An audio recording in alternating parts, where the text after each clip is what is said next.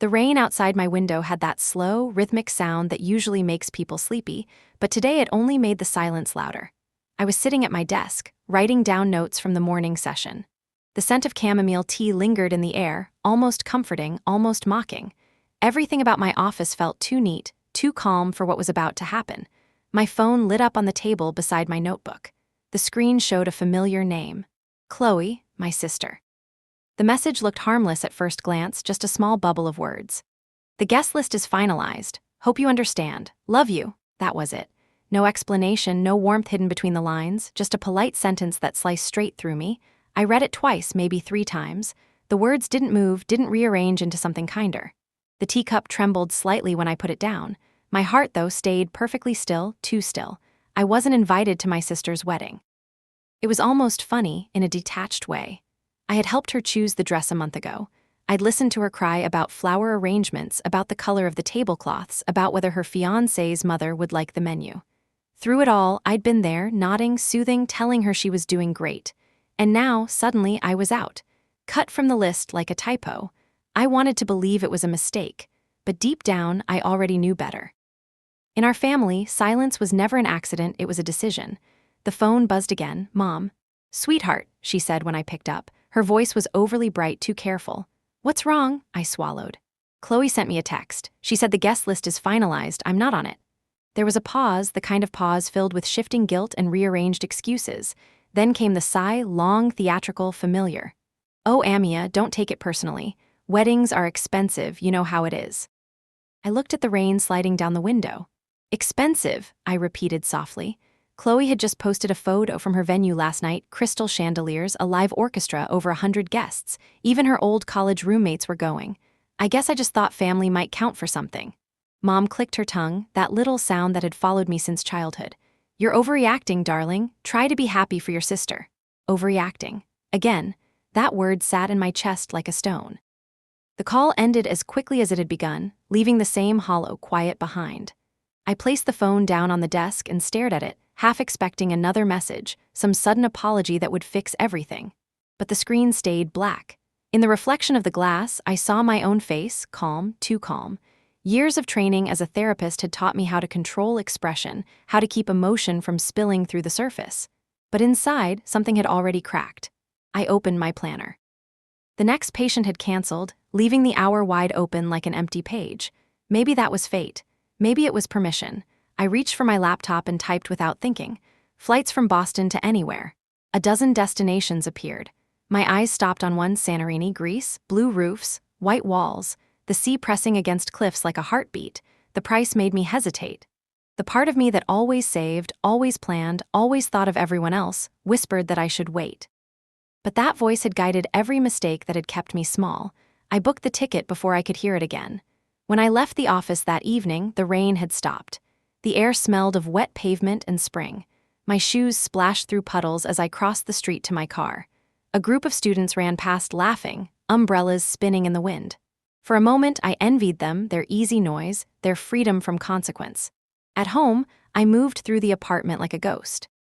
The space was simple: white walls, books stacked in uneven towers, a single framed photo on the shelf.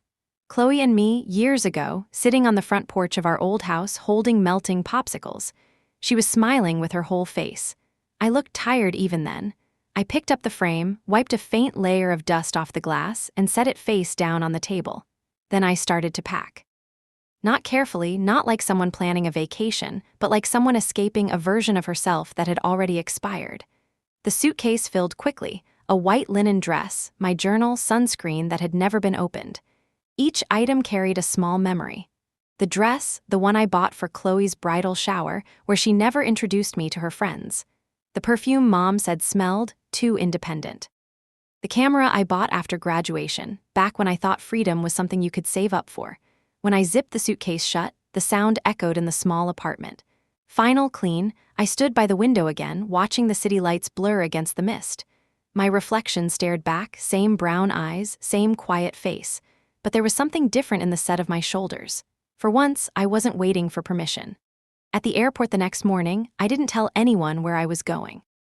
My phone buzzed constantly in my pocket: group messages from the family chat, updates about the menu, photos of centerpieces. I turned them all off. The line at security was long, but I didn't mind. There was something peaceful about moving through a crowd where no one knew me.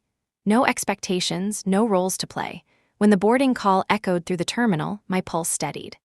The moment I stepped onto the plane, I felt lighter, as if some invisible weight had been quietly removed from my back. The seat by the window felt like a small sanctuary. I pressed my forehead against the cool glass as the plane taxied. The engines began to roar, a deep, familiar sound that vibrated in my chest. As we lifted from the ground, the city fell away in tiny clusters of light. The clouds swallowed everything, and for the first time in years, I didn't feel trapped. Mid-flight, I ordered coffee and opened my journal. The blank page stared back, waiting. The first words came slowly, like the start of a confession. When they erased me from their list, they freed me from their story. I paused, reading the line over and over until something inside me softened. I had spent so many years being the reliable one, the calm one, the fixer. The one who made peace, cleaned messes, paid the emotional bills no one else wanted to touch. Somewhere along the way, I had confused endurance for love. Now, suspended above the clouds, I wasn't anyone's sister or daughter or therapist. I was just a woman in the sky, heading toward a place she'd never been, toward the possibility of beginning again. Outside the window, dawn stretched across the horizon in thin streaks of pink and gold. The world below was invisible, swallowed by clouds. It felt right. I didn't need to see where I came from, only where I was going. I closed the journal, leaned back, and let the hum of the engines lull me into the first real sleep I'd had in years. When I opened my eyes, the cabin lights had softened to a golden dim. The flight attendants were moving quietly, collecting cups and folded blankets. Outside the window, I saw the sea, endless, glittering, stretching into morning light. Somewhere below that silver horizon was the island that had waited for me without knowing it. The captain's voice murmured through the speaker, smooth and polite. "We'll begin our descent into Santorini shortly. The weather is clear and warm." Local time is 9:45 a.m., clear and warm. I smiled at how foreign those words felt. The landing was smooth. As the wheels touched the runway, I felt a tremor inside me that had nothing to do with turbulence. It was a strange awareness that I had crossed an invisible border, not just between countries, but between who I was and who I was willing to be. When I stepped out of the terminal, sunlight hit me full in the face. The air smelled of salt and citrus. Taxi drivers called out in Greek, laughter echoing from the cafe across the road. For a second, I simply stood there, suitcase in hand, watching everything move without me. A driver held up a small sign with my name. "Miss Armstrong," he said with an accent shaped by years of sea wind. "Welcome to Santorini." The car wound through narrow roads carved along cliffs. White houses spilled down the hillside like spilled salt. Blue domes glowed in the sun. The sea below was so close it looked as if one wrong turn could tumble you into the water. I rolled down the window. The wind tangled my hair, carrying scents of jasmine and the faint trace of baked bread. My chest loosened. I hadn't realized how long it had been since I'd breathed like this, deeply, without tension, without checking whether someone else needed the air more than I did. When the driver stopped in front of the resort, I almost laughed. The place looked unreal. Pale stone walls, bougainvillea blooming in waves of fuchsia, an infinity pool that seemed to pour straight into the Aegean. At the reception desk, a woman with sun-browned skin and a linen dress greeted me with a practiced smile. "Welcome back, Miss Armstrong," I blinked. "Back," she smiled again, softer this time. "Yes, everyone comes here to return to something, don't they?" Her words lingered longer than they should have. I signed the form, took the room key, and followed a bellboy down a path lined with olive trees. When I reached the suite, I stood on the balcony for a long while. Below me, the sea whispered against the cliffs, steady and unbothered. Maybe the woman was right. Maybe I had come back not to a place, but to myself. I spent the first hours walking aimlessly through the village nearby. The streets were a maze of white walls and blue doors, stray cats weaving between cafe tables. I stopped for coffee at a small terrace overlooking the water. The owner, an old man with kind eyes, asked where I was from. "Boston," I said. He smiled knowingly. "Then you came a long way to find peace." I wanted to answer, but the words tangled in my throat. Peace wasn't what I came for. I came for absence, the absence of noise, of duty, of people who called my name only when they needed saving. But maybe peace was what absence turned into once you stopped fighting it. The coffee was strong and bitter. It woke something behind my ribs that had been sleeping for too long. I stayed there until the afternoon light began to turn honey-colored. Tourists passed by, snapping photos of themselves with wide grins. None of them knew I was in the middle of a quiet rebellion, the act of choosing myself. Back at the resort, I unpacked slowly. The room was filled with soft light and the faint sound of waves. I placed my journal on the bedside table, next to the untouched room service menu. Then I opened the curtains wide, letting the sunset pour in. The sky over Santorini didn't fade gently. It burned, orange melting into rose, rose dissolving into violet. I watched it from the balcony, the kind of beauty that almost hurt to look at because you knew you didn't deserve it yet. My phone buzzed. For a moment, my pulse quickened, some habit of expectation that still hadn't died. But it was just a travel alert confirming my stay. The family group chat sat silent in the background, muted. I opened the camera and snapped a photo of the horizon. Then I uploaded it with a small caption. When you're not invited to their story, write your own. The post went up without a second thought. No bitterness, no subtext, just truth. Minutes later, likes began to appear. A few from old college friends, one from a colleague, even a heart emoji from a distant cousin. It was almost amusing. In a world obsessed with connection, I had never felt freer than I did being completely disconnected.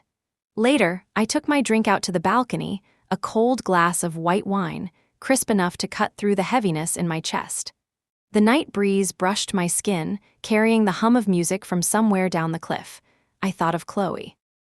Somewhere across the world, she was probably trying on her wedding gown one last time, surrounded by laughter, by people who had never stayed up at night holding her when she thought her life was falling apart.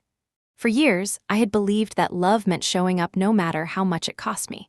That being the strong one was a privilege. That understanding was the highest form of affection. But love, I was beginning to realize, is only real when it goes both ways. I closed my eyes and listened to the sea. It sounded like breathing. The tension I had carried in my body for years, in my shoulders, my jaw, my heart, began to loosen. For the first time in a long while, I wasn't waiting for anyone to need me. The stars came out one by one. I sat there, barefoot, wine glass in hand, watching them scatter across the sky like small promises. The world was still turning, and I was still here. Alone, yes, but not lonely. I whispered to the dark, maybe this is what it feels like to start over. And for the first time, it didn't feel like a lie. Morning light spilled through the sheer curtains like melted gold.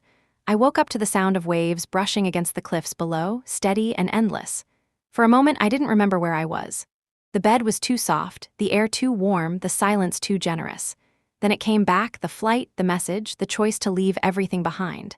I stretched beneath the white sheets, feeling something I hadn't felt in years, weightlessness. My body didn't ache with responsibility. My mind wasn't already composing replies to someone else's crisis. I was still. I ordered breakfast to the room, fresh figs, yogurt, and coffee that smelled like sunlight. When the waiter left, I ate on the balcony, barefoot, watching boats drift lazily across the Aegean. It struck me that I didn't have to hurry. I didn't have to fix anyone's day before noon. For most people, this kind of peace might have been ordinary. For me, it was alien. My life had always been a series of emergencies that didn't belong to me. As I watched the horizon fade into blue, fragments of the past began to surface, uninvited but inevitable. Memories were like tides. They returned no matter how far you ran. I remembered the first time I became the responsible one. I was 10. Our father had just died. The house smelled like lilies and sorrow, and Mom had locked herself in her room for 3 days. Chloe was 6, terrified and hungry, clutching her stuffed bear. I made her peanut butter sandwiches, spilled milk on the counter, cleaned it with the hem of my dress. No one thanked me, but no one else would have done it either. From that day on, it was decided Amia takes care of things. When Mom couldn't pay bills, I found part-time jobs. When Chloe failed exams, I stayed up tutoring her. When her first boyfriend cheated, I drove 3 hours to pick her up from a gas station where she sat crying with her phone dead. Every time she said, "You're the only one I can count on." And every time I believed her. The truth was simpler. I was the only one who never said no. I took another sip of coffee and let the bitterness ground me. After breakfast, I decided to explore the town again. The streets curved like white ribbons, sunlight bouncing off every wall. Children ran barefoot, laughing in Greek, their voices carrying over the cobblestones. I passed a row of small shops selling handmade jewelry and postcards, and for the first time in forever, I stopped without reason. A woman sat by the door of one shop, stringing blue beads together. Her hair was streaked with gray, her hands steady and sure. She looked up and smiled at me. "You travel alone?" she asked in a thick accent. "Yes," I said. "Good," she replied, nodding as if she approved of my solitude. Most people forget how to be with themselves. Her words hit something soft inside me. I smiled back, unsure how to answer. She handed me a bracelet, small glass beads in shades of ocean and sky. For protection, she said. From what? I asked. From going back before you're ready. I paid her, slipped it onto my wrist, and kept walking. The beads were cool against my skin, grounding. By midday, the heat grew heavier. I found a shaded cafe tucked into a narrow alley and ordered lemonade.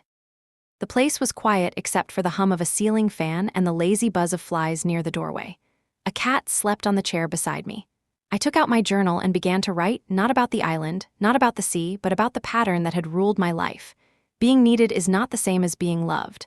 I paused, staring at the sentence. It looked too simple to have taken 32 years to understand. When you grow up in a family that runs on crisis, love becomes currency. You earn it by solving problems, by cleaning up chaos, by absorbing other people's guilt. It took me most of my life to realize that love offered conditionally isn't love at all, it's management. I thought of Mom, her way of calling me strong whenever she needed something done, and cold whenever I refused. I thought of Chloe, always the fragile one, the beautiful one, the one the world seemed to revolve around. Somewhere along the way, I had accepted my place in orbit. But orbits are prisons disguised as devotion. I closed the journal and watched the cat stretch in the sunlight. That afternoon, I went down to the beach. The sand was warm beneath my feet, the water clear enough to see the stones beneath. I waded in slowly until the sea reached my knees. The coolness was a shock, then a balm. It reminded me of the day Chloe turned 22. She had just lost her job and called me crying. I was working 2 shifts then, exhausted, but I drove to her apartment anyway. She was sitting on the floor surrounded by boxes, mascara running down her cheeks. I messed up again, she said. No, I told her, you're just learning. But what she really wanted wasn't reassurance, it was rescue. I stayed that night cleaning her kitchen, ordering food, finding her a new job online. She fell asleep halfway through our conversation, leaving me staring at the ceiling, wondering when anyone would do the same for me. Standing in the sea now, with sunlight glimmering on the surface, I realized that moment had never left me. It had become the quiet wound I carried into every relationship, a need to be indispensable, mistaken for a need to be loved. I let the water lap higher, soaking my dress. Then I whispered, "You can stop now." The wind carried the words away, but I felt them land somewhere deep. Back at the resort, I found a letter slipped under the door. It was from the reception, a welcome note printed on fine paper with the resort's logo embossed at the top. But the last line caught me. "We hope you find what you came for, or what you didn't know you were missing." I read it twice, smiling faintly. Maybe they wrote that for every guest, or maybe somehow they knew. That night, I ordered dinner to my room again, grilled fish, bread still warm, a glass of white wine. I ate slowly, watching the sea turn dark and mysterious under the moonlight. I didn't post any photos this time. I didn't need to. When the phone buzzed, I ignored it. My fingers itched for a moment, muscle memory from years of answering calls I didn't want to answer. But this time I stayed still. The world could wait. I lay back on the bed, eyes half closed, listening to the waves. The bracelet's beads pressed cool against my wrist. The woman's voice echoed in my mind, "From going back before you're ready." I smiled into the dark. "Not this time," I whispered. I woke before sunrise to the soft thud of waves and the pale suggestion of morning. The sky was a muted violet, the sea a patient slate, as if the island itself were inhaling. I sat up and wrapped a shawl around my shoulders. The floor was cool under my feet. A faint chill lifted the small hairs along my arms, a reminder that new beginnings can feel like cold water before they become warmth. I brewed coffee in the little kitchenette and carried the cup outside. The first sip was dark and clean. Down the cliff, a fisherman steered a narrow boat along the coast. He moved without hurry. It struck me how much of my life had been the opposite. I had lived at the speed of other people's needs. The past arrived with the steam of the cup, not in a flood, not in a collapse. It came as a sequence of ordinary scenes that had shaped me in extraordinary ways. I remembered the notebook I kept in high school. I wrote lists in it: groceries, errands, call the bank for Mom, pick up Chloe from practice, reschedule dentist, see if the neighbor could fix the leaky pipe. The lists made me feel efficient, useful, real. They gave me a structure to hold on to when grief made time feel slippery and strange. I did not know that lists can become cages. You think you are mastering chaos, and then one day you realize chaos is mastering you. I thought of my first real relationship. I was 20. He had gentle hands and kind eyes, the sort of person who asked how you slept and actually wanted to know the answer. He told me I was easy to be with. He told me I was calm, centered, generous. Then he told me I was distant. He said he never knew what I needed because I never needed anything. The truth was simpler. I did not tell him because I did not practice needing. I practiced solving. He began to need me less when he realized I did not ask to be held. He left quietly, respectfully, with a handmade card and an apology that was not necessary. I cried anyway, and then I added a new line to my list. Learn to ask. I never did. The light shifted. The fisherman disappeared around a bend in the coastline. A bell rang somewhere up the hill. I finished my coffee and decided to walk. The path into town felt familiar now. I passed the same window boxes overflowing with geraniums, the same shopfront with postcards clipped to a string like small flags. I stopped at the bakery for warm bread. The woman behind the counter wrapped it in paper and pressed it into my hands as if she were returning something that had always belonged to me. On a sun-washed terrace, I sat alone and ate the bread slowly, tearing it into pieces, dipping it in olive oil. There was pleasure in doing one thing at a time. No rush to leave, no buzzing phone, no eyes watching for the smallest sign that I would step in and rescue whatever was collapsing offstage. A boy chased a pigeon across the square. An old man watered his lemon tree with great ceremony, as if each leaf were an heirloom. Two women argued and then laughed, their disagreement dissolving like sugar in hot tea. I took out my journal and wrote 3 small questions. What did I learn to do too early? What did I never learn because of it? What can I learn now? Answers came like pebbles dropped into a pond. I learned to advocate before I learned to receive. I learned to hold everyone else before I learned how to be held. I learned to anticipate emotions before I learned to express my own. And beneath those lines, like a root system invisible under soil, another truth, I could learn now if I gave myself permission to be unskilled at first, ungraceful, human. A breeze lifted the page. I closed the journal and leaned back in my chair, letting the sun warm my face. That was when the first text of the day arrived, the tiny vibration like a gnat. Unknown number. A photo of Chloe in her dress with a caption from an aunt who loved announcements. Our girl is glowing, can you believe it?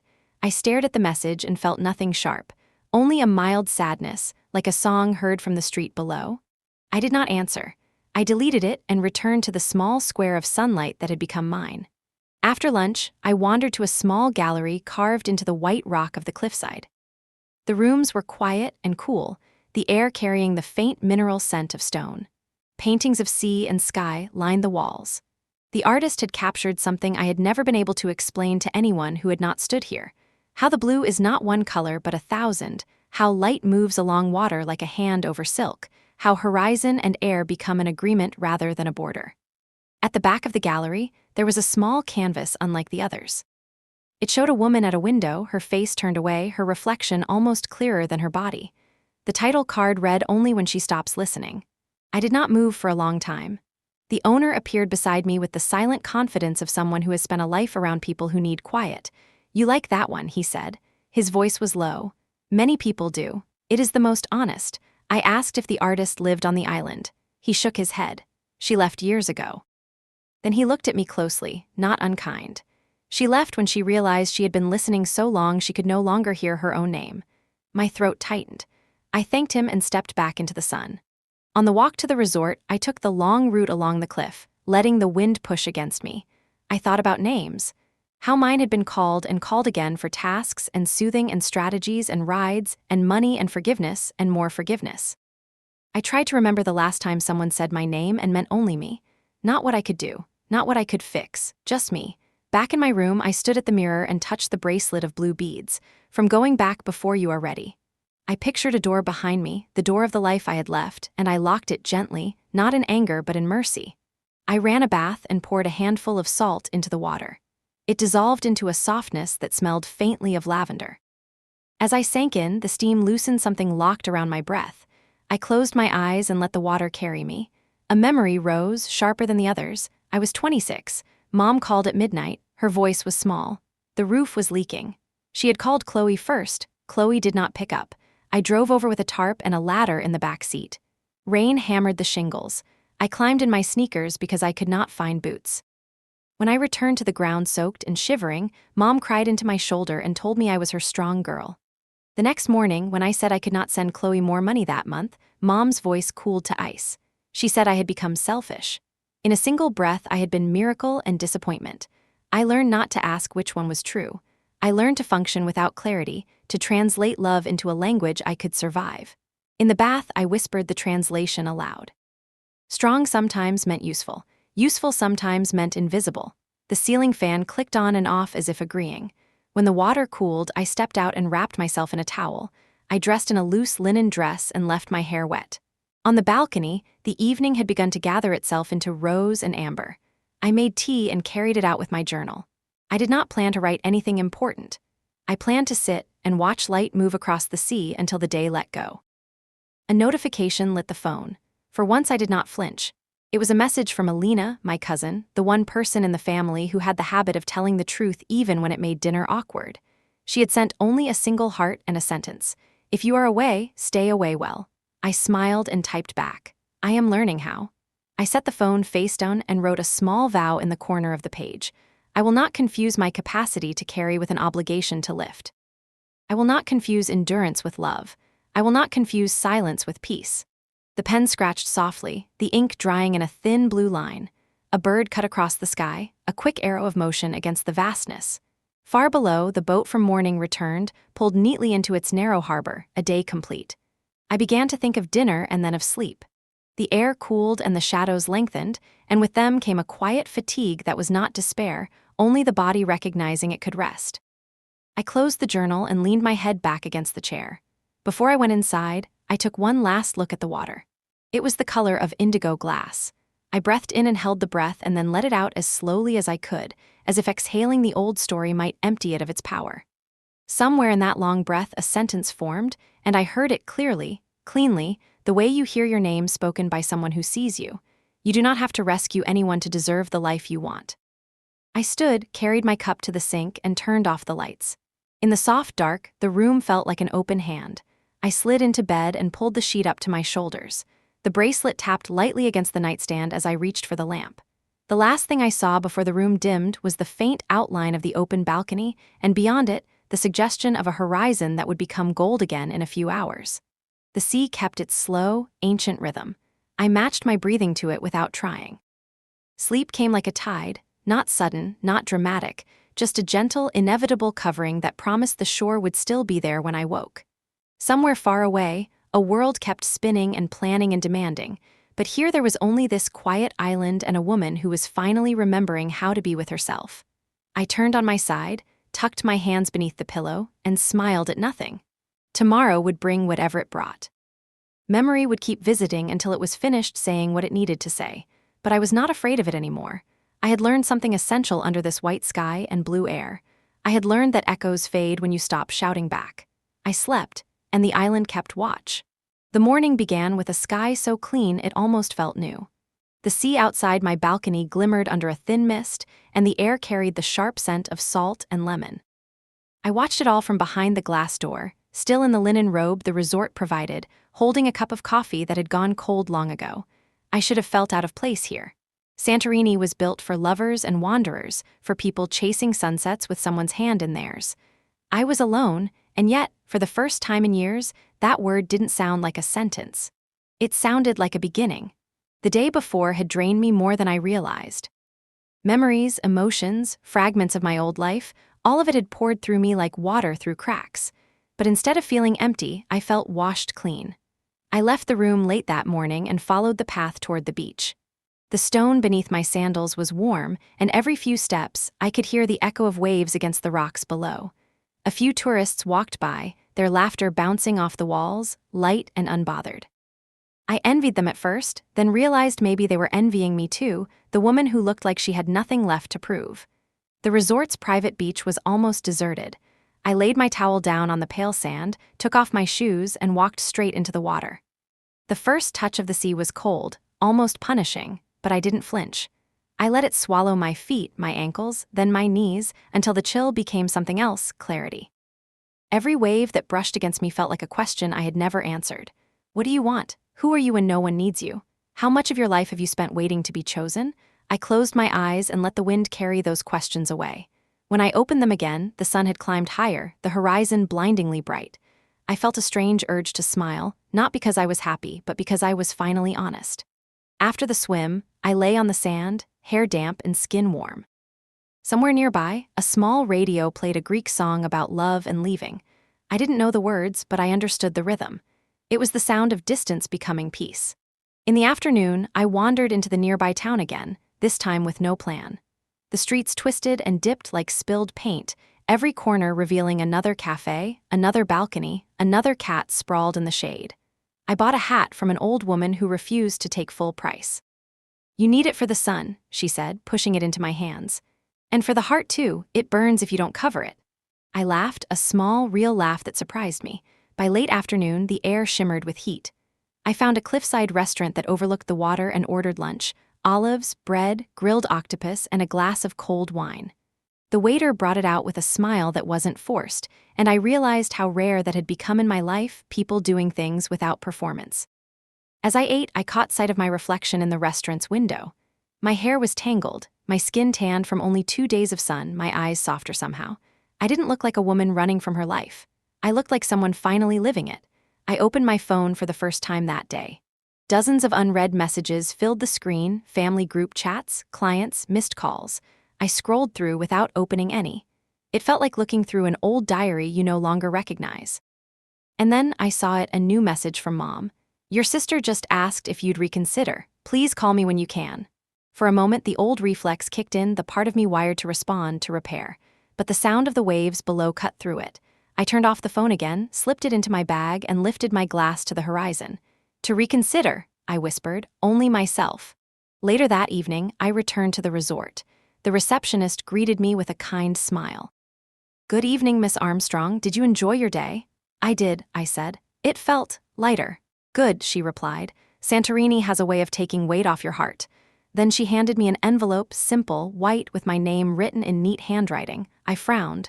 "This isn't from my family, is it?" She shook her head. "It was left here by one of our senior staff. He wanted to welcome you personally." I opened it as I walked back to my suite. Inside was a single note: "Welcome back, Miss Armstrong." I almost laughed again. They must have mistaken me for a returning guest. But when I asked the front desk about it later, the same receptionist smiled and said, "No, it's our custom to say that. Everyone who comes here is coming back from something. Sometimes from someone." Something shifted quietly inside me then, not like a revelation, but like a breath I didn't realize I'd been holding. "Welcome back." The words repeated themselves in my head all night. Not "welcome to," not "enjoy your stay," "welcome back." As if this island, this moment, this peace was not something new, but something that had always belonged to me. When I stepped onto the balcony later, the sun was sinking into the sea, the sky a violent mix of orange and gold. I whispered into the wind, testing the phrase. "Welcome back," I said softly, to myself.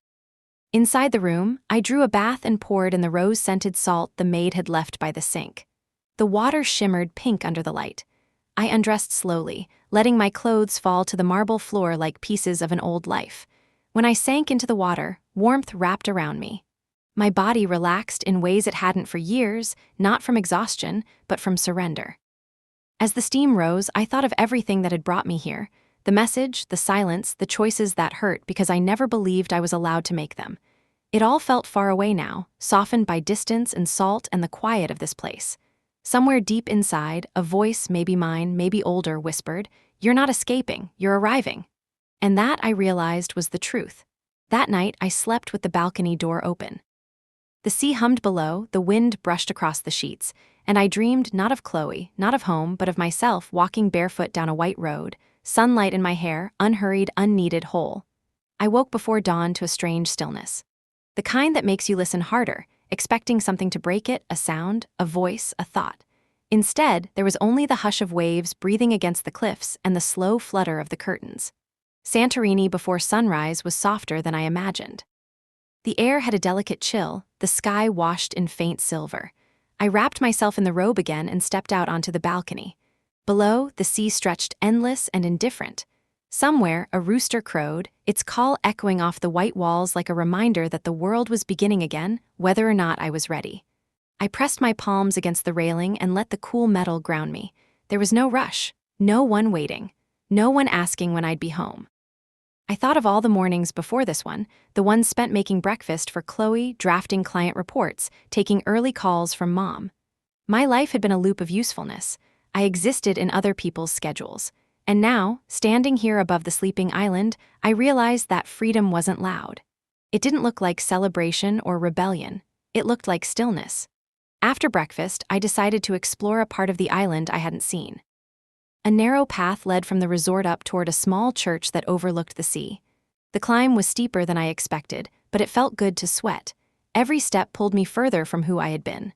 Halfway up, I passed a man tending to his donkeys. He waved cheerfully. "Calimera, Calimera," I called back. The word felt foreign on my tongue but warm in my mouth. When I reached the top, the view spread wide and endless. White rooftops spilled down the cliffs, the sea glittered like glass, and far below, the world looked smaller, almost manageable. I sat on the low wall outside the church and pulled out my phone. There was a new message from an unknown number. "Amia, please, call me, it's important." No name, but I didn't need one. I knew the rhythm of that plea, the tone that blurred apology and obligation. I didn't call back. Instead, I turned the phone off again and watched the sea. The old me would have rushed down the hill, searching for a signal, ready to fix, to comfort, to be the reliable one again. But the woman sitting here on the stone wall felt no urgency. She felt distance. The wind brushed through my hair, lifting a strand across my cheek.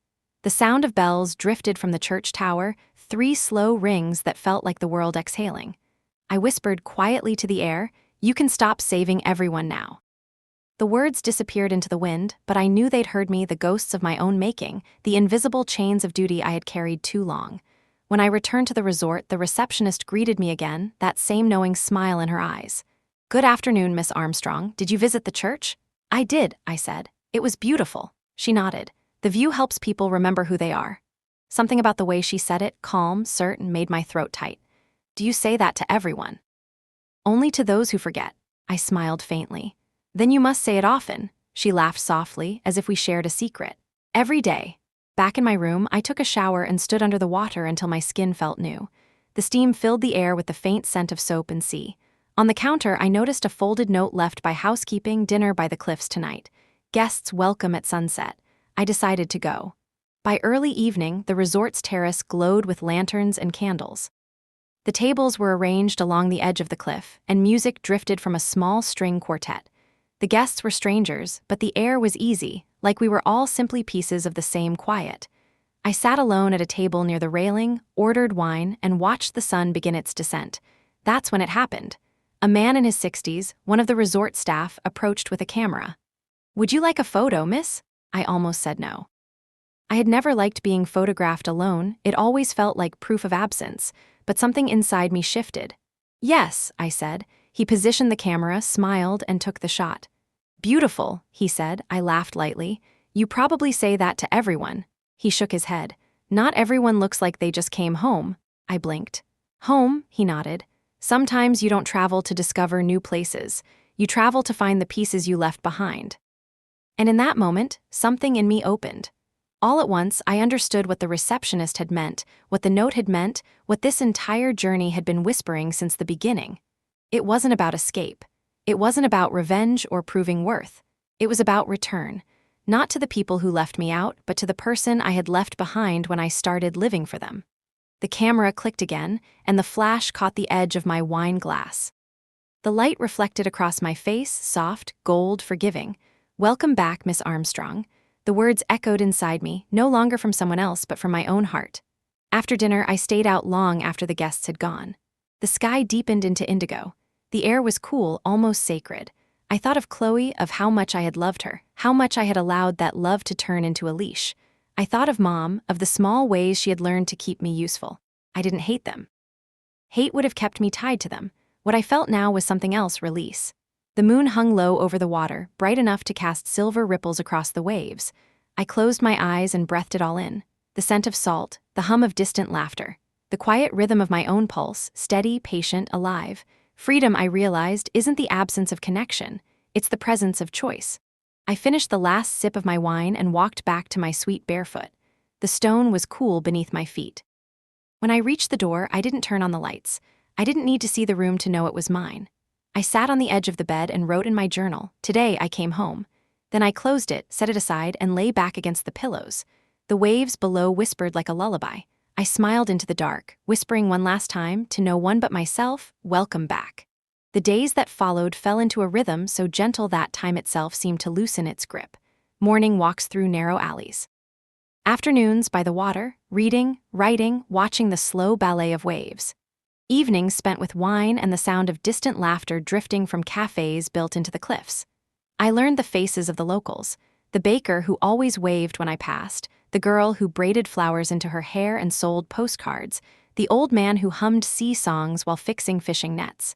They didn't ask who I was or what I'd come from. They simply let me be. And I needed that, the permission to exist without definition. It was almost frightening how quiet happiness could be.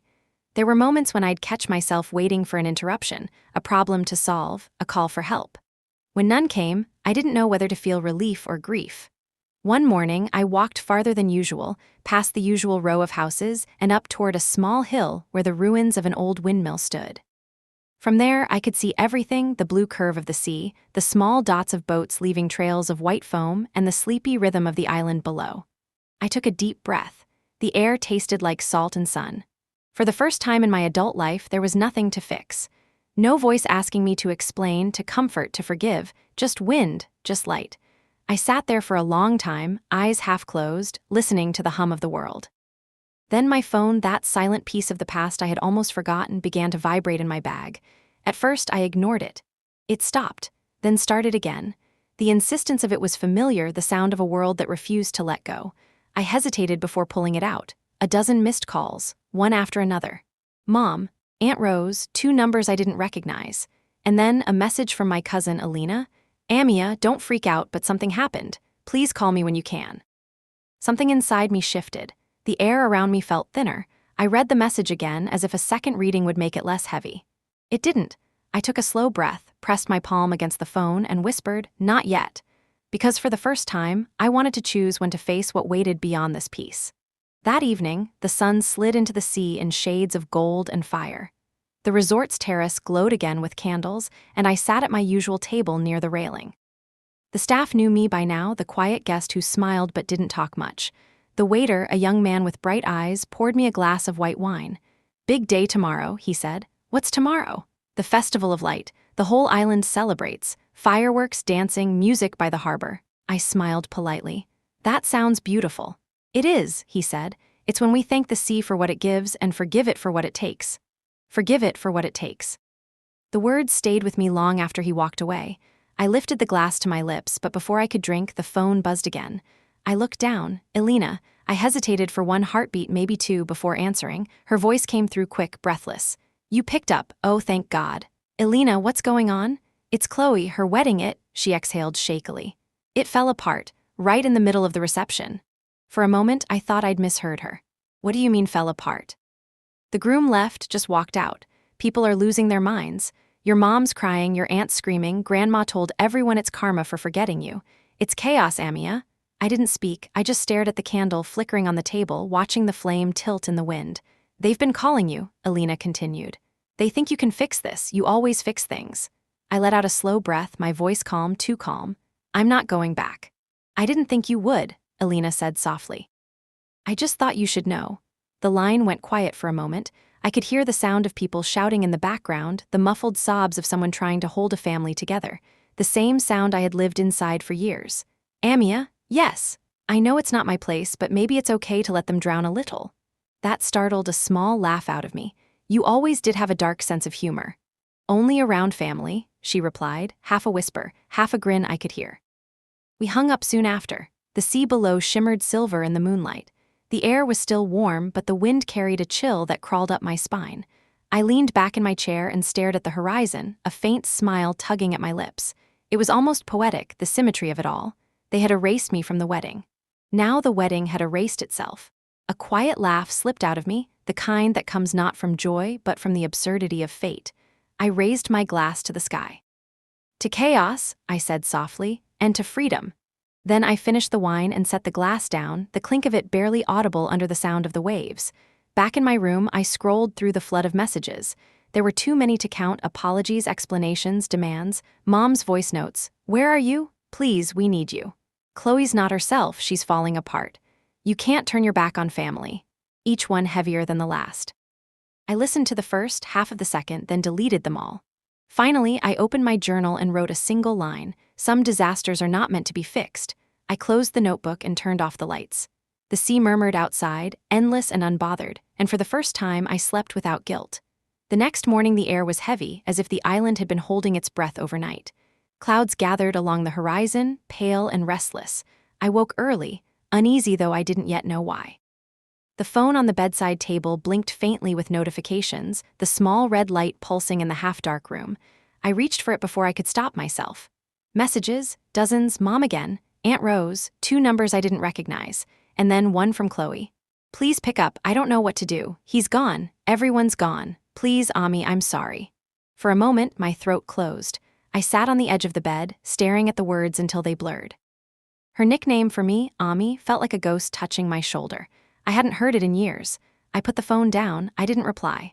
Outside, the sky shifted from gray to gold as the sun fought its way through the clouds. I poured myself coffee and took it to the balcony. The sea was restless, a little rougher than usual, the kind of waves that whispered warnings. I sipped slowly, breathing in the sharp salt air, and waited for the ache in my chest to fade. It didn't. By mid-morning, the calls began again. I silenced the phone, but the vibrations continued, a steady heartbeat of panic from a world I had left behind. Finally, one voice message slipped through. Mom, Amia, you can't ignore us like this. Your sister is falling apart. The press is calling, the guests are furious, people are leaving. She needs you. We all do. Please, sweetheart, stop this childish behavior and come home. We're family. Childish behavior. The words landed like a slap, sharp and familiar. I closed my eyes and let the message play again, softer this time, until her voice dissolved into static. I thought of how many times I had been called childish for setting boundaries, dramatic for speaking truth, cold for protecting myself. The names had changed, but the pattern never did.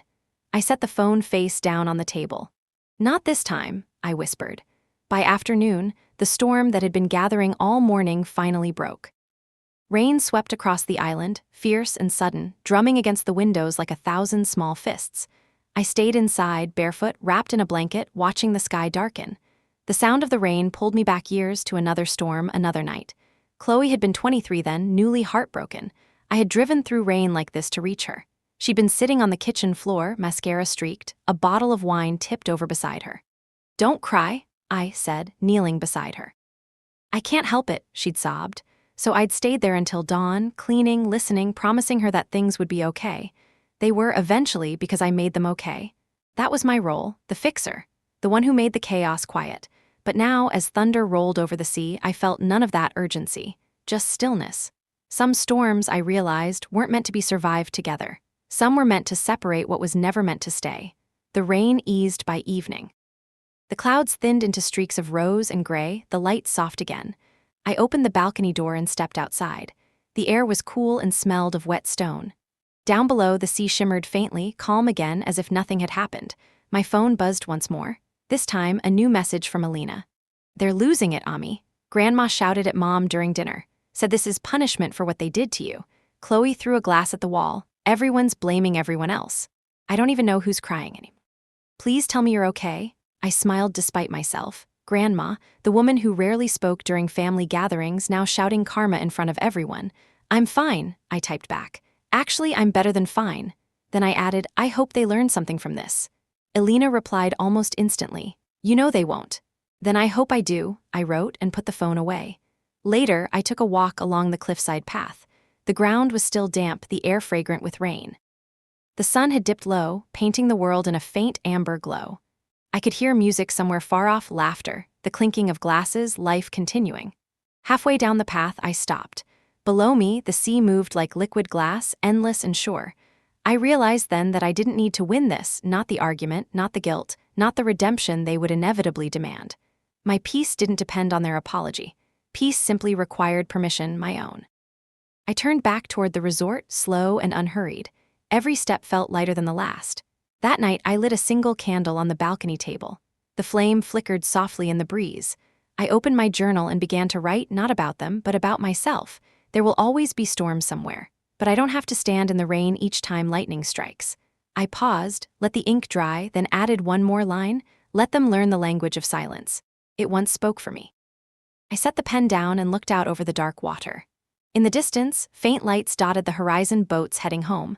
I imagined Chloe standing in her wedding dress, the music gone, the room full of eyes that pitied her, blamed her, excused her. I wished her well, truly. I hoped she would survive it, but I no longer wanted to be the one who made it easier. The night grew deeper. The candle burned low. I whispered into the wind, "I forgive you, but I won't return." The words didn't echo. They didn't need to. The sea carried them away, and that was enough. When I finally went inside, I didn't check my phone again. I didn't need to know who had written next, who had cried, who had accused. That story was still unfolding somewhere far away, but I was no longer a character in it. In bed, I lay still for a long time, listening to the waves. The guilt that used to gnaw at me was quiet now, replaced by something softer, steadier. Not joy, not triumph, just peace. And peace, I decided, was the only victory worth keeping. Morning came with a pale blue sky and a tired moon retreating into daylight. I woke to the hush of the sea and the faint smell of lemon polish from the floors. For a few seconds I lay very still and counted my breaths, the way I sometimes asked anxious clients to do. In for 4, hold for 4, out for 6.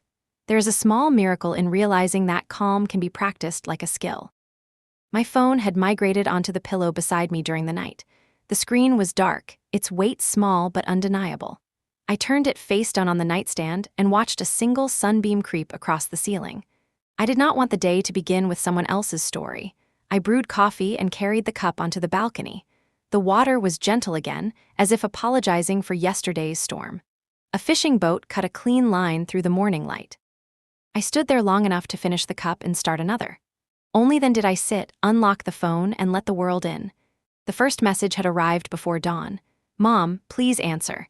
Your sister will listen to you. We are all exhausted. She keeps asking for you. Where are you?" Then another, minutes later, "I cannot believe you are doing this to us. Be the bigger person. Call me." A third, "I raised you better than this." I let the screen go dim and listened to the slow pulse inside my wrists. There was a time when these words would have sent me running toward the nearest airport, hunting for the soonest flight, rehearsing apologetic explanations of why I could not stay long once I returned. Now they sounded like a familiar song that had lost its power to move me. Next came a cluster of messages from numbers I did not recognize. A bridesmaid I had met once at a brunch 2 summers ago. A cousin who never replied when I asked about her new baby last March. A neighbor from our old street. The notes blurred into a chorus. "Please understand how hard this is for her. We are all worried. She needs her sister. You are being cruel. Do not punish her because you feel left out. Family is what matters in the end." I put the phone down and stared at the thin white steam rising from my second cup. Cruel is an easy label to pin on anyone who refuses to be used. A single message from Alina sat near the bottom of the list like a calm piece of driftwood among scattered debris. "Are you safe? If you are, keep being safe." I typed back, "I am, thank you." She replied with a single shell emoji, as if to say the sea will keep you. I showered and pulled on a simple dress. The mirror showed me a woman the island had already altered. My mouth was less set, my shoulders less guarded, my eyes not searching for the next emergency. I braided my hair, slipped on sandals, and left the room with the phone still on the table. It felt reckless and kind. The path into town smelled of thyme and warm stone. A little boy raced past with a kite shaped like a fish, the string cutting a quick angle through the morning air. At the corner, the baker handed me a loaf with a nod and a soft good morning. I ate it by the harbor, tearing it into hunks and sharing the crumbs with a cat that pretended not to care for my company while staying exactly at my feet. When I returned to the resort, the receptionist looked up and smiled. She had learned not to ask many questions. Even so, there was a softness in her face that made me feel seen. "There is a message for you," she said, "but it can wait." I raised an eyebrow. "From whom?" "From yourself," she replied, and slid a small white envelope across the counter.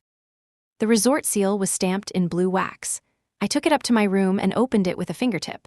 Inside was a card printed with the evening schedule for the Festival of Light, fireworks at the harbor, music on the square, lanterns along the cliff path. At the bottom, a line in italics, "Leave one thing you carry. Watch how the sea keeps only what belongs to it." It was a poem disguised as an itinerary. I propped the card against the lamp and sat down on the edge of the bed.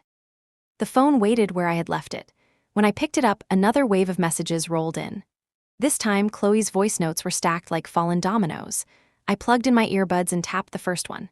Ami, I do not know where to start. I am sorry. I should have invited you. I should have fought Mom. I should have spoken up. I was stupid.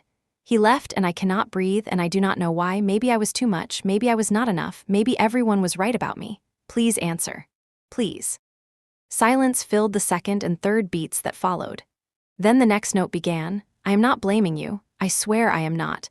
I just think if you were here you would know what to say. You always know. You could talk to him, or to Mom, or to me. I am shaking. I have not slept. I cannot stop seeing his back walking away. I did not think pain could be that physical. It is like a hand around my throat. I closed my eyes. The urge to put my shoes on and go to her rose fast and bright, as reflexive as a blink. I let it crest. I waited. I watched it pass. I played the next message. I am sorry for the list. I did not make it. I mean I did, but I did not. Everyone was asking for seats and there were so many people and we were over budget and it was chaos and I thought you would understand. You always understand. That is who you are. I turned the volume down a notch. That is who you are.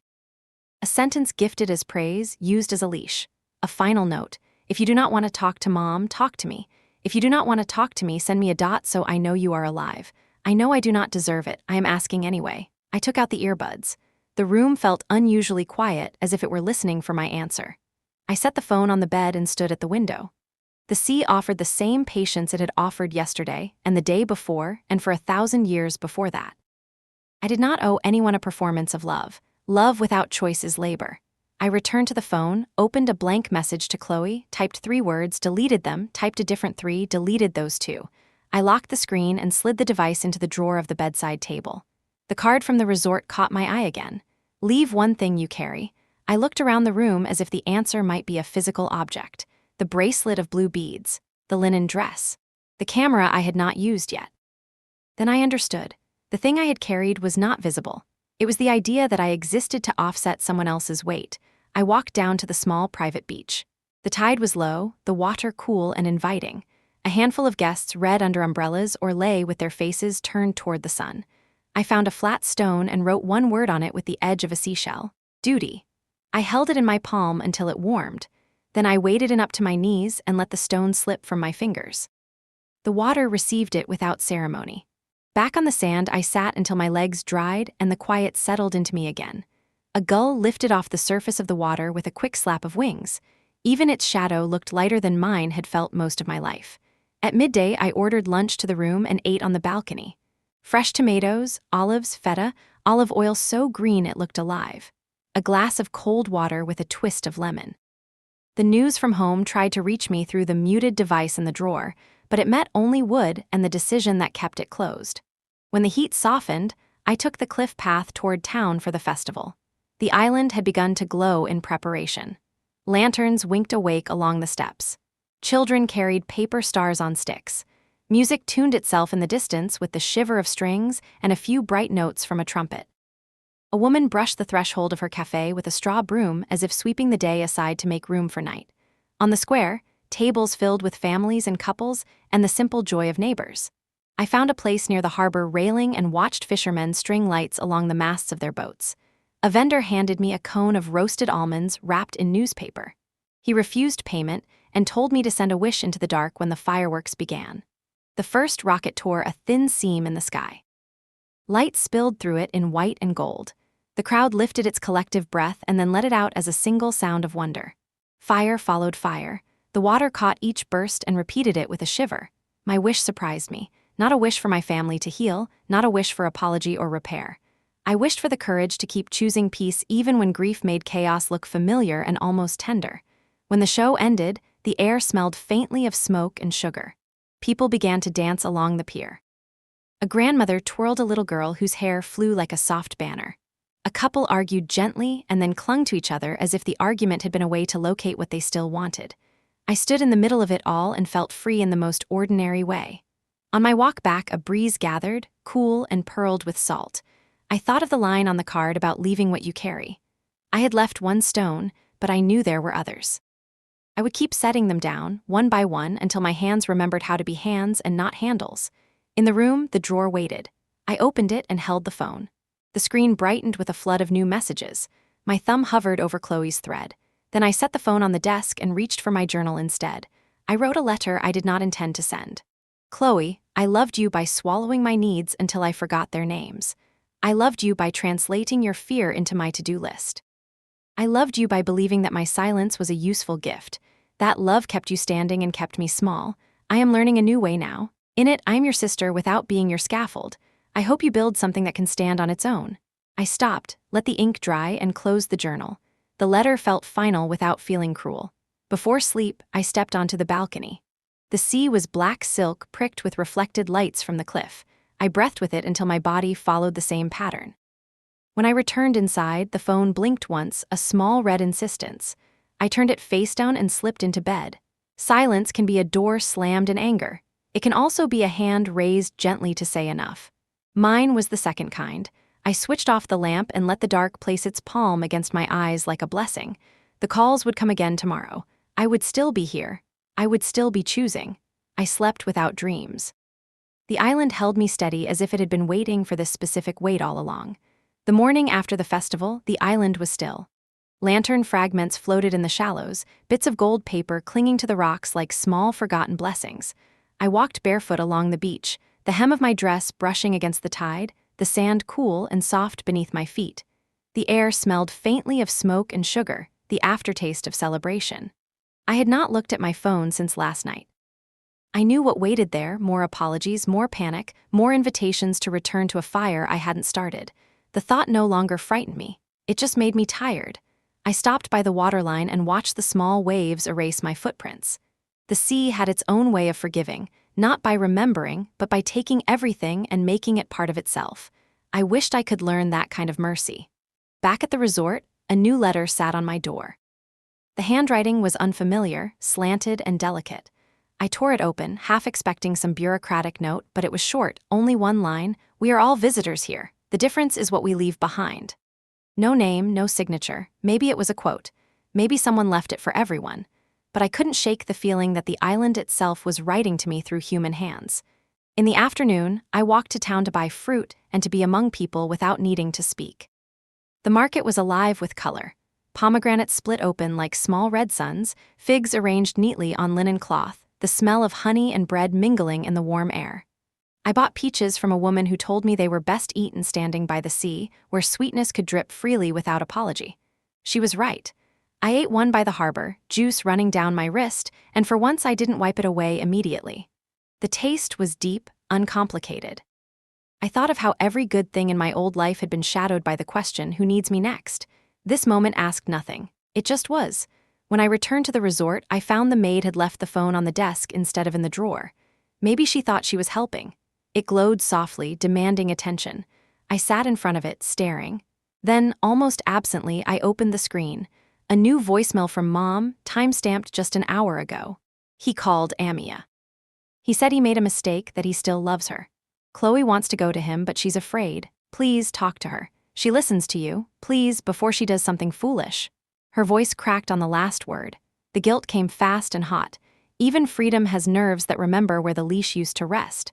I felt the old reflex rise again, the one that whispered, "You could fix this if you tried." But another thought followed, calm and clear: I am not the antidote to their chaos. I pressed the phone to my heart for a moment, not to hold on, but to bless what I was about to release. Then I powered it off. That evening, I sat at the edge of the infinity pool, my legs in the cool water, watching the last light of day dissolve into the sea. The sky was lavender fading into blue. The horizon blurred until it was impossible to tell where the world ended and the heavens began. A soft wind picked up, and with it came the faint sound of bells from the church on the hill. I closed my eyes and let the sound move through me like breath. For the first time in a long time, I didn't feel like I was running from my family or my past. I wasn't rebelling. I was simply choosing differently. Choosing stillness over panic. Choosing presence over guilt.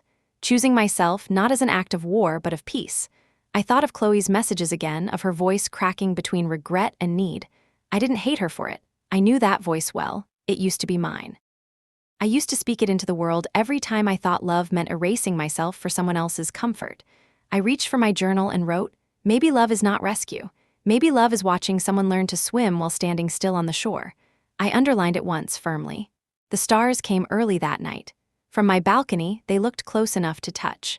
The sea mirrored them perfectly, turning darkness into a second sky. I poured a glass of wine and held it up to the reflection. To all the versions of me that tried, I said softly, and to the one that finally stopped. The wind carried the words away, but the echo stayed in my chest like a heartbeat. Inside, I opened the small travel mirror on the dresser. My reflection looked older somehow, though not from years, from release. The kind of aging that comes with shedding everything false. I forgive you, I said to her, to myself, to the girl who never knew she could say no, to the woman who believed love meant endurance. You did your best, now rest. Just before midnight, a single vibration rattled the desk. The phone screen glowed faintly in the dark, one last message sliding through the silence. It was from Chloe. I'm going away for a while, don't worry, it's not what you think, I need space too. Thank you for teaching me how. I exhaled, long and slow, tears pricking behind my eyes. I hadn't spoken to her, but somehow she had heard me anyway. The message was short, imperfect, but it was real. It was enough. I looked out toward the horizon one last time that night and whispered, good. Because maybe healing didn't need witnesses. Maybe it was just two sisters learning to live without rescuing each other. The next morning, I woke early again. The air was clear, the kind that carries promise. I walked down to the shore with bare feet and a notebook under my arm. The sea greeted me the same way it always did, without judgment, without expectation. I opened the notebook to a blank page and wrote, the calls stopped. The noise faded. The world didn't end. It just got quiet enough for me to begin. The ink bled slightly from the moisture in the air, softening the edges of the words. I smiled. They looked exactly the way they felt, human, unfinished, alive. I sat there until the sun rose fully, gold and fierce, spilling itself across the waves. Then I stood, closed the notebook, and whispered the simplest prayer I knew. Let the silence stay. Just before dawn, the island felt made of glass, air clear as water. Light thin as breath. I woke to that near-silent hour when even the sea seemed careful not to disturb itself. For a moment I stayed still with my eyes closed and counted the distance between each wave. The distance was long. The world was resting. So was I brewed coffee and carried it to the balcony. The first birds stitched sound across the pale sky. A ferry moved far below like a gray brushstroke going nowhere in particular. I thought of the phone on the desk inside and did not reach for it. Quiet was a fabric and I had learned how to wear it. Only after breakfast did I unlock the screen. A single new voicemail waited with Alina's name above it. I tapped play and listened while the steam from my mug faded into the morning air. Her voice was steady. She sounded older than yesterday. Ami, quick update. The house has quieted. No miracles, no dramatic reconciliations, just silence after too much noise. Mom is still insisting she did nothing wrong. That part may never change. Chloe left for a few days with a friend. No one knows where. I think that is good. Grandma has stopped fighting with everyone. She made soup and told me the Lord has other plans for a girl who can finally stand. Her words, not mine. I hope you are sleeping and eating fruit and letting the wind comb your hair. Call me if you want. Do not call me if you do not want. I am with you regardless. I played it again just to feel the weight of her permission. Then I saved it and slid the phone into my pocket as if it were something gentle that might break if handled without care. I walked to town by the long path along the cliff. The sun gathered confidence as I climbed. Bougainvillea spilled violet over white walls. Cats stretched on balconies like ink strokes drying in the heat. At the square, the baker had left a basket on the counter with a small sign that read for those who woke before my hands did. I dropped coins in the jar and took a piece of bread still warm enough to hold the night inside it. I ate by the harbor and watched a boy teach his little sister to skip stones. The first ones landed with simple plunks. Then one caught the surface just right and leapt twice before it disappeared. The girl squealed, a bright bell of sound. The boy took a bow and handed her another stone as if he were giving her permission to try again. I thought of permission and how I had spent my life handing mine away. Back at the resort, a breeze had picked up. The door to my suite clicked softly in the wind, a small throat clearing to ask may I on the desk. Beside the neat stack of coasters and the vase with 3 sprigs of rosemary, my laptop waited. I opened it without purpose, only to watch light spill over the keyboard like water. New mail blinked in the corner of the screen. The sender name made no immediate sense. Then it did. Hildegard Lane, Senior Editor, Melira Press, New York. I read the subject line twice before I clicked. Inquiry regarding your manuscript, The Art of Letting Go. The first paragraph spoke carefully, like a person stepping into a room where someone might be sleeping. She said she had once read an excerpt of my clinical essays in a small journal. She said she had traced my name through a chain of citations to a proposal I sent years ago and then abandoned. She said the market was hungry now for work that braided narrative with practice, for books that taught steadiness without pretending to cure the human condition. The next line began with my name as if she had set a hand on my shoulder. Amia, have you ever returned to this project? If you have, I would love to read pages. If you have not, I would love to hear how you might begin again. Would you be open to a conversation this week? Our list is building for next spring, and I believe your voice belongs there. I sat very still while the rest of the world arranged itself around that quiet astonishment. The sea kept breathing. A bell rang from the church on the hill. A cart rolled down the lane with a squeak in one wheel. Life went on with its usual indifference, and I felt no urge to grab it by the shoulders and shout. I simply let the words settle into me like a key sinking to the bottom of a pool where it had always belonged. I read the email again, slower. I felt a quick ache for the woman who had written that old proposal in the hard light of a winter afternoon and then hid it in a folder named later. She had believed that duty and art were currencies she could not afford at the same time. She had believed the world required usefulness more than it required truth. She had been wrong, but it took a long time for the mistake to soften enough to touch. I did not answer immediately. I closed the laptop and walked out to the balcony. The sky had deepened to a blue so exact it felt invented. I placed my hands on the warm stone rail and let the island hold me steady while my mind caught up to the moment. What surprised me most was the absence of triumph. No rush of vindication. No sudden need to tell anyone. The news slid into my life like a boat docking at a harbor where ropes and cleats already waited. I had made room without knowing it. My stillness had cleared a place for arrival. A knock sounded at the door. The receptionist stood there with a tray and a sly smile. Lemon water, fresh mint, a small plate of apricots, and an envelope with the resort seal. A message, she said. From whom, I asked. From the island, she said, not unkindly, and left me to laugh in the doorway. Inside the envelope was a single card printed with 3 lines. Write what you could not write while carrying everyone. Call it whatever you want. Begin before you decide what it must become. I set the card beside the laptop and peeled an apricot. The flesh came away from the stone with an easy sigh. I ate without hurry and then opened a blank document. The cursor blinked like a small heartbeat. The first sentence arrived with the patient certainty of a tide. Letting go is not an act of force. It is the slow decision to stop rehearsing the rescue. I typed it and waited.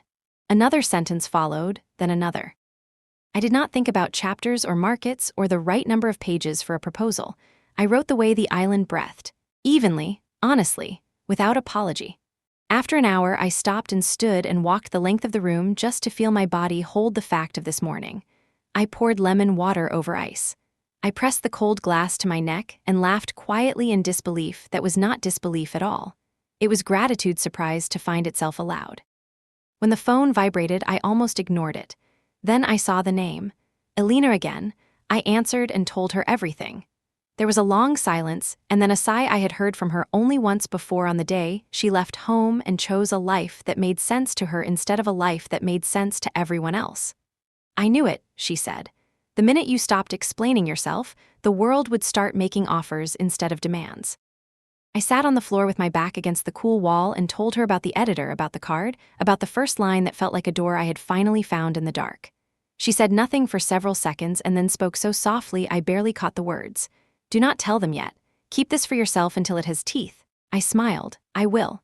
After we hung up, I opened the email again and placed my fingers above the keys to reply.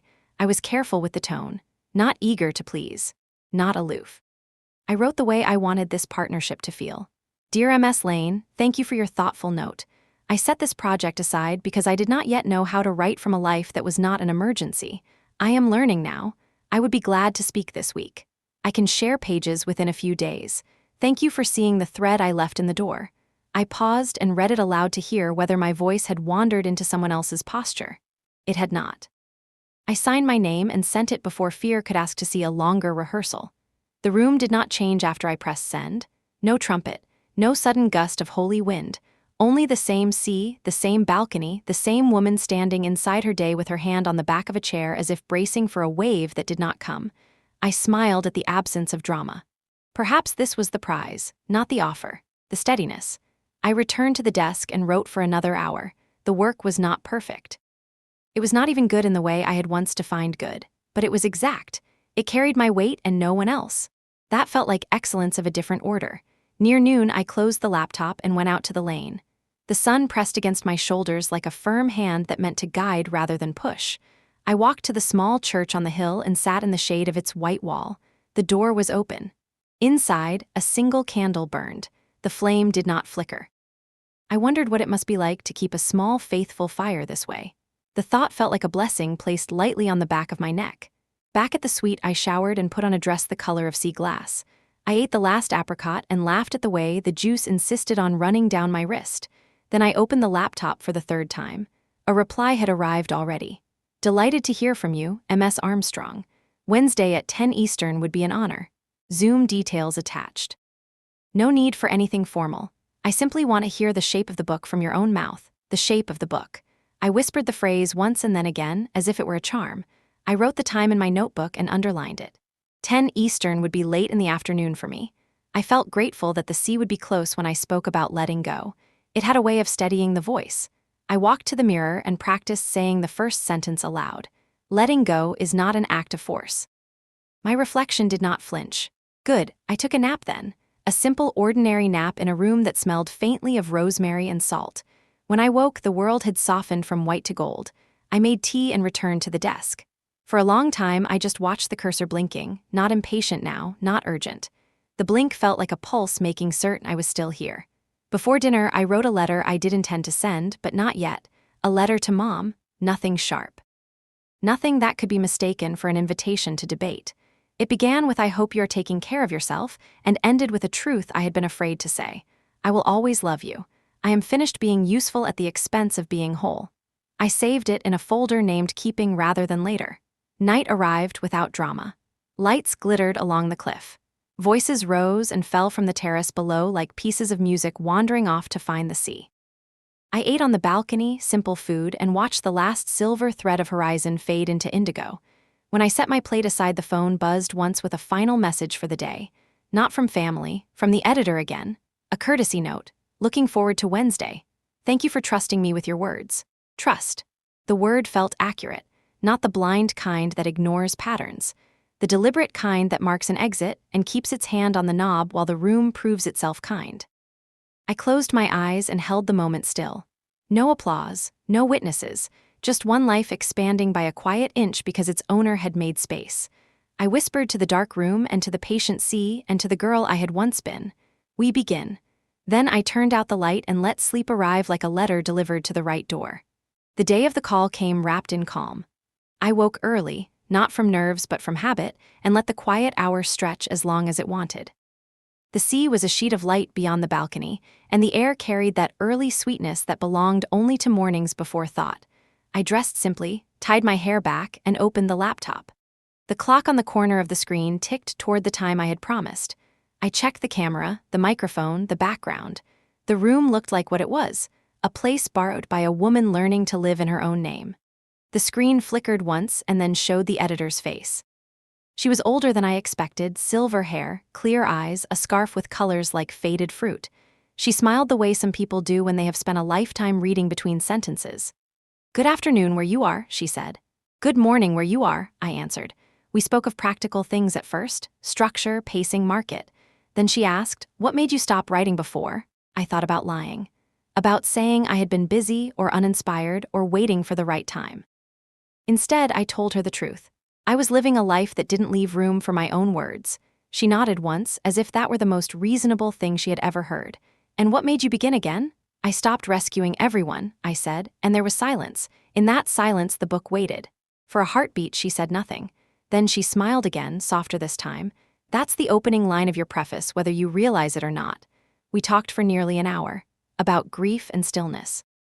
About how to write for people who are trying to build peace inside noise.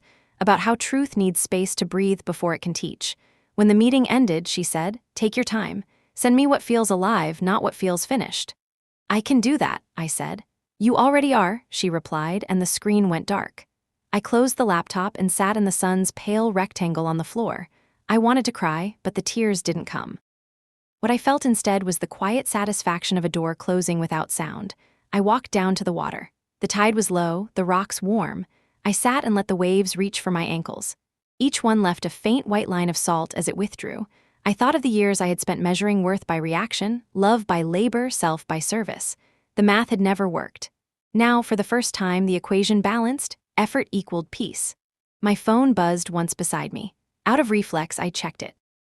One voicemail, unknown number. I almost deleted it. Then I listened. Amia, it's Chloe. Her voice was steadier than before, tired but clear.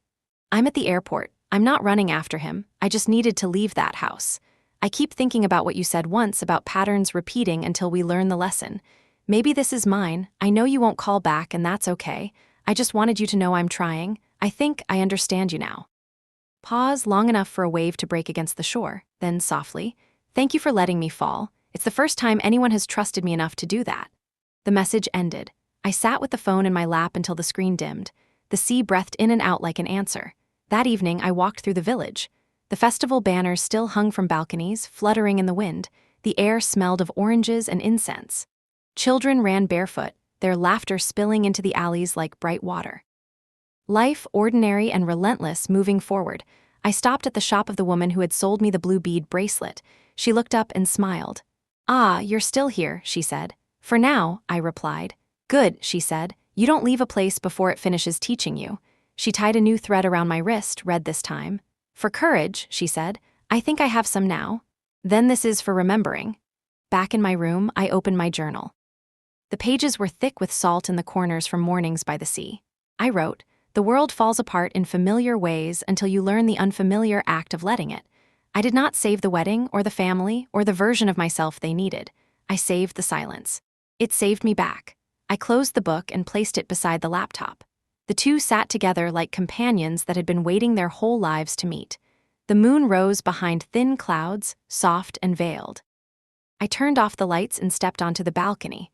Below, the sea shimmered with reflected silver, a moving mirror that showed nothing but motion itself.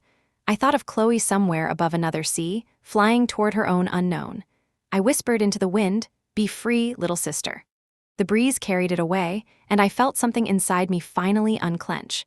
I stood there for a long time until the chill of night began to settle on my skin.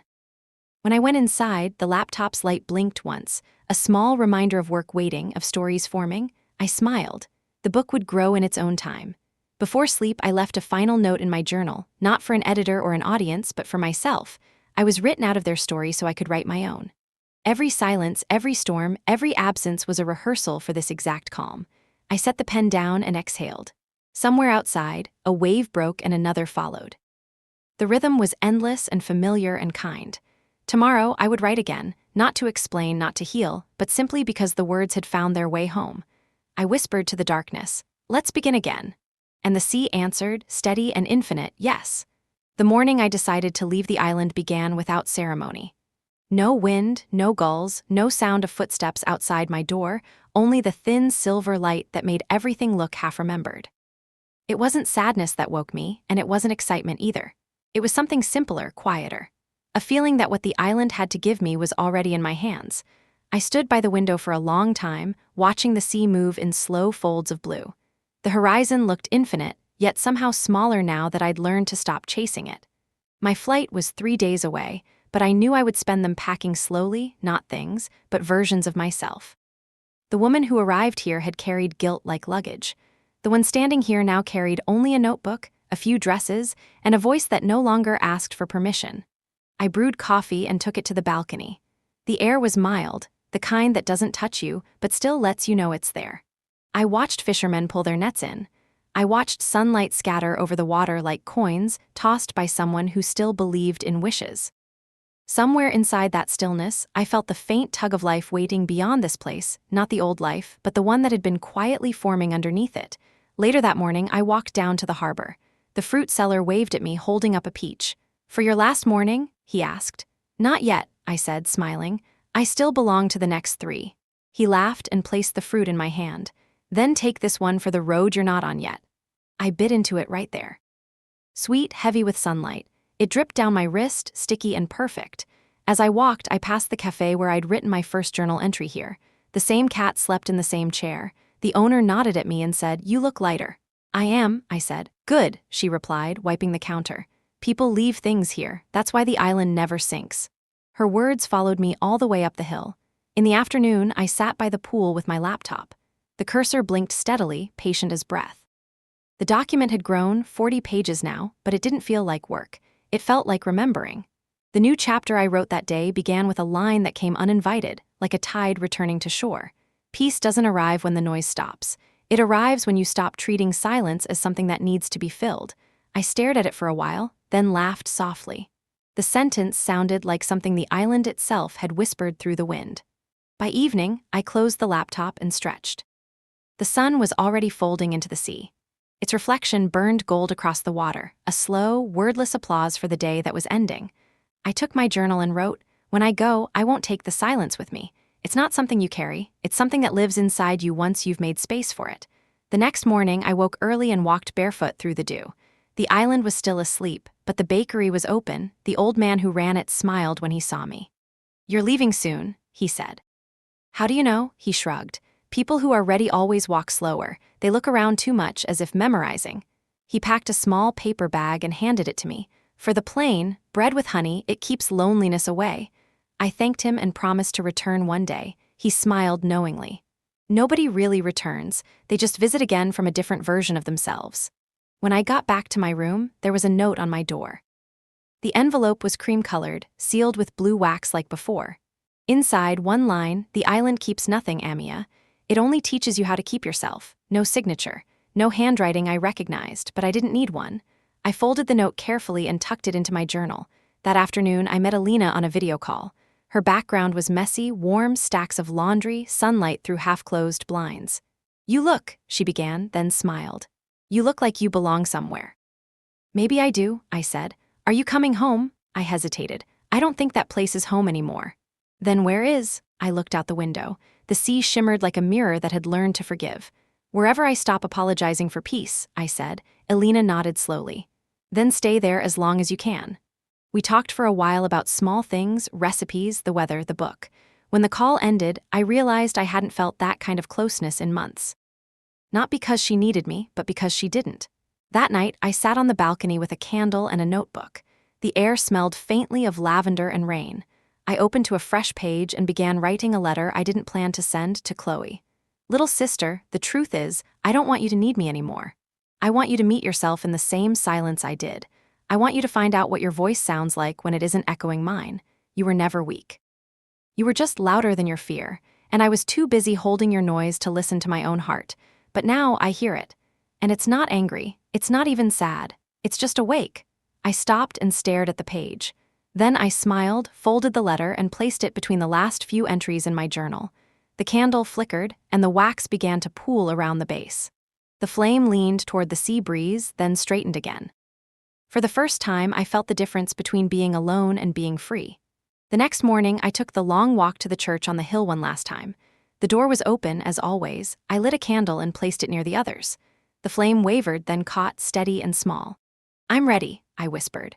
Not to anyone, not even to myself, but to the air, the space, the island that had been both mirror and witness. When I stepped outside, the wind carried the faint smell of rosemary and sea salt.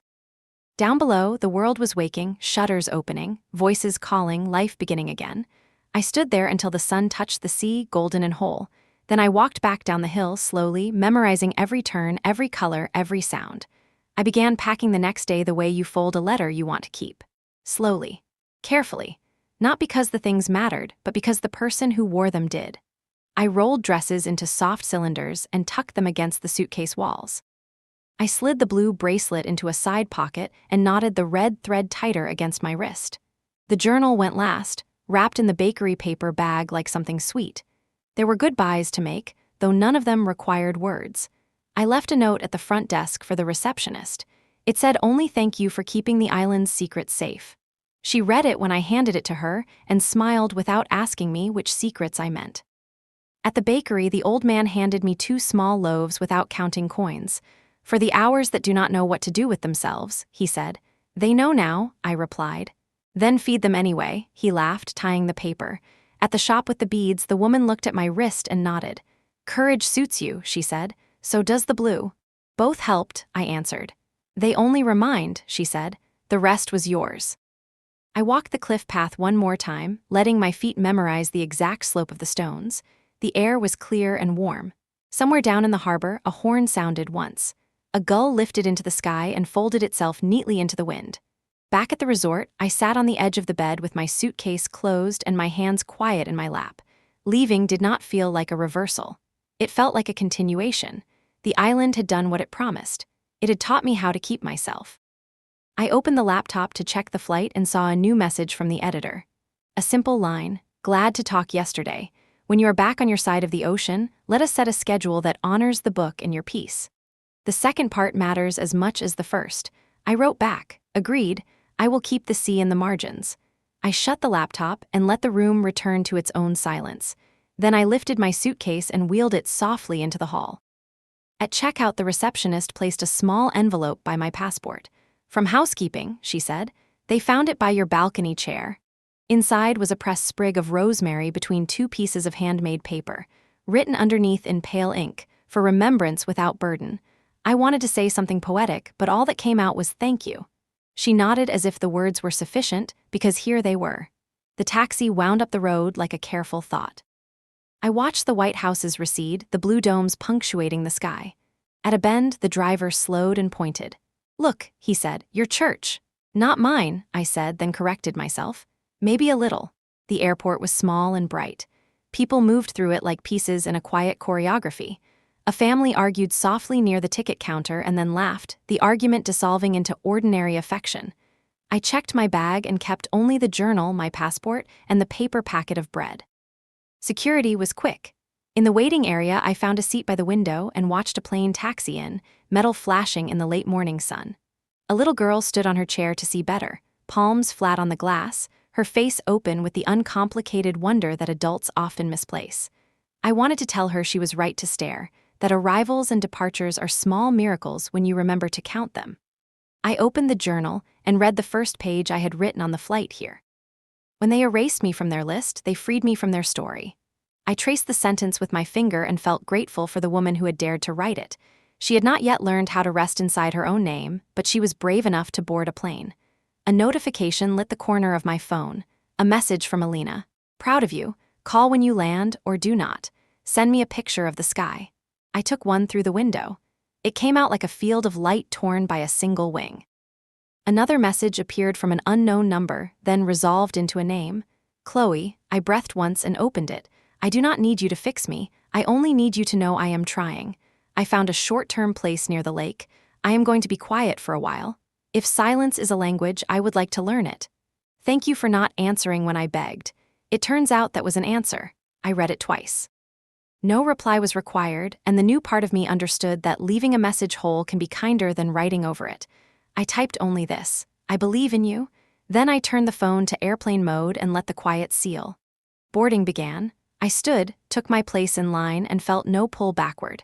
The island did not cling. It waved without hands. On the plane, I took the window seat again. The engine throbbed softly under my feet. As we lifted, Santorini shrank into a puzzle of white and blue, then blurred into a brightness that erased edges. I rested my forehead against the glass and breathed with the ascent. Below, the sea wrinkled like silk. Above, the sky unfolded. When the seatbelt sign went off, I opened the laptop and returned to the chapter from yesterday. The words waited with the patience of stones. I wrote until the man beside me closed his eyes and the cabin lights dimmed. In that floating room, somewhere between island and continent, time became elastic again. I filled it without forcing, line after line stacking into the quiet architecture of a book. Hours later, the pilot announced turbulence ahead. The plane jolted. A few gasps rose and fell.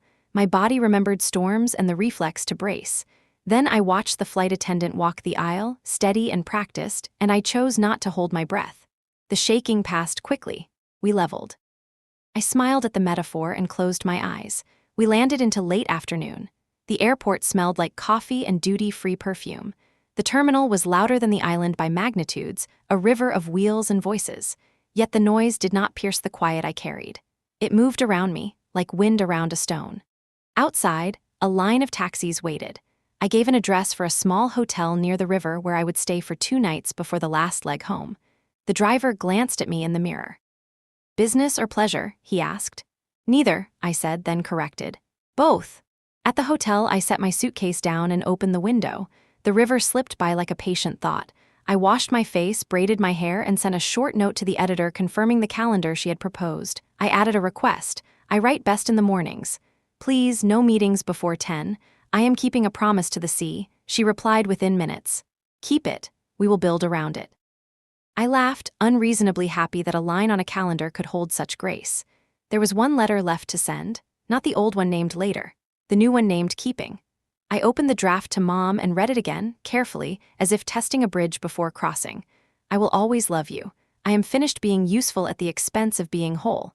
I added one line. I am not asking you to understand.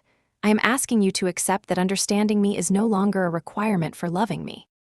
I hesitated, then pressed send. The message lifted into the invisible and left no mark behind. The room did not change. The sky did not tremble. Somewhere a siren wailed and faded. I sat very still and felt something inside me align with a click too small for sound. Evening arrived the way it does anywhere that has learned its rhythm. Lights blinked on along the river. Bicycles whispered past. In the lobby, a couple argued softly about where to eat and then walked out together anyway. I took my journal and went downstairs, found a table by the window, and ordered soup. It tasted of herbs and simple care. I wrote while I ate, closing the story the way you close a door you know you can open again. I did not return to the life I had. I returned to the life that had waited behind it. I was uninvited from a celebration that mistook spectacle for love. I walked toward a shore that taught me love without audience. I stopped rescuing and discovered I did not need to be rescued from the quiet that followed. I put down the pen and watched my reflection in the glass overlay the river outside. For a moment I could see both at once, the still water and the moving water, the present face and the one it had traveled to reach me. The image held, then softened, then let go. Back in the room, I placed the blue bracelet beside the bed and left the red thread on my wrist. One taught me to return. The other would remind me to continue. I turned out the light and lay on my side, listening. Somewhere a door closed. Somewhere a child laughed in a hallway and was hushed by a gentle voice. Somewhere far away, waves kept time against a cliff I could no longer see. I felt none of it as demand, only as proof. Life persisted. So would I before sleep reached me. I spoke one last sentence into the dark. Keep the quiet. It did. And I dreamed, not of leaving or arriving, but of walking along a shoreline that had no end, with a book in my hands and a tide that matched my breath. The morning sun filtered through thin curtains, touching the walls with a light so gentle it felt like a farewell. I woke before the alarm, rested in a way I hadn't been in years. The red thread still circled my wrist, slightly frayed, still bright. I touched it, smiling. It wasn't a symbol of luck anymore. It was proof of endurance. Proof that sometimes surviving meant learning how to be soft again. I showered, dressed, and looked at my reflection one last time. My face was the same.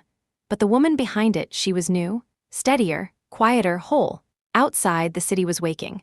Cars hummed. Someone laughed on the street below. The world hadn't changed, and yet everything had. I zipped my suitcase, slipped the journal into my bag, and stepped into the corridor. The door clicked behind me with the sound of closure, not of loss, but completion. The ride to the airport was uneventful. The driver hummed along with the radio, and I watched buildings pass like scenes from someone else's story. My thoughts wandered to the book, to the pages waiting for their next chapter. I knew the shape of it now. Not a manual, not a confession, a map for anyone learning to live without noise. At the airport cafe, I opened my laptop one last time before boarding. The cursor blinked on a new page. When silence stops feeling like punishment, you've started to hear your own voice. I read it aloud under my breath. The words felt right, not perfect, not polished, but true. Sometimes truth didn't need editing. I added one more line before closing the lid. I am not rebuilding what was lost. I am building what was waiting. The flight was long, but peace made hours weightless. I slept, dreamed of the sea, not of leaving it, but of carrying it inside me. When I woke, clouds rolled below the plane like white dunes. I thought of Chloe, of Alina, of Mom. Somewhere across the map, they were learning their own silences. For the first time, I trusted them to find it without me. The captain announced descent. The cabin filled with the small sounds of people preparing to arrive. Seatbelts clicking, books closing, hearts adjusting to gravity. Outside the window, the world curved open, cities, rivers, tiny roads threading toward lives I hadn't met yet. As the wheels touched ground, I whispered, "Begin." The word no longer meant start over. It meant continue forward, but lighter. At baggage claim, the carousel groaned to life. My suitcase appeared, the same one that had carried me into exile and back again. I lifted it off the belt, and for a brief moment I saw my reflection in the metal rim. It wasn't the face of a woman who had escaped. It was the face of one who had arrived. Outside, the sky had shifted toward dusk. I hailed a cab, gave the driver no address, only a direction. "Drive toward the water," I said. He nodded and pulled into traffic. The city lights blurred past. I thought of how much life there was still to live, conversations to begin, books to write, moments to claim, but none of it needed urgency anymore. I could move at the pace of breath, at the rhythm of calm. The cab stopped at a pier. I stepped out, the smell of salt faint but familiar. The sea stretched ahead, dark and immense, not the same one I'd left but close enough to recognize. I sat on a bench and took out my journal. The final page waited blank. The wind lifted my hair, the same way it had on the island, and I wrote, "I am not the silence they gave me. I am the quiet I chose." I closed the journal, pressed my palm over the cover, and whispered the last words of this chapter, words not of ending, but of return. "Keep the quiet. Carry the light." And for the first time, I felt it fully. Not peace borrowed from the island, but peace built within myself.